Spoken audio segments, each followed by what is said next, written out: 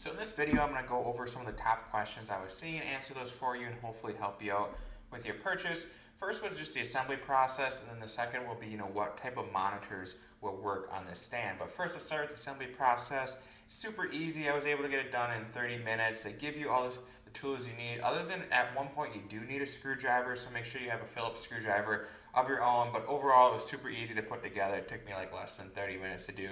Very simple. But now let's answer the question about the monitors. So the first thing is kind of what monitors will work. So both of the stands from point A to point B, as I'm showing, is 15 inches.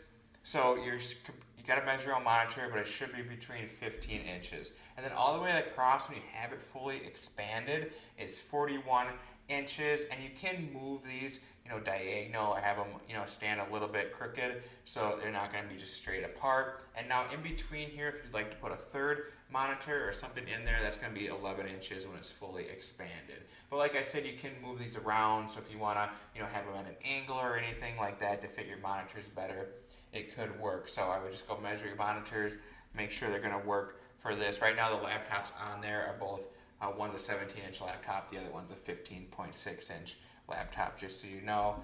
But what I like about this is just actually how customizable it is. I mean, if you only have one monitor, it would still work perfect for that. You can put it together. It doesn't even look like they're separated.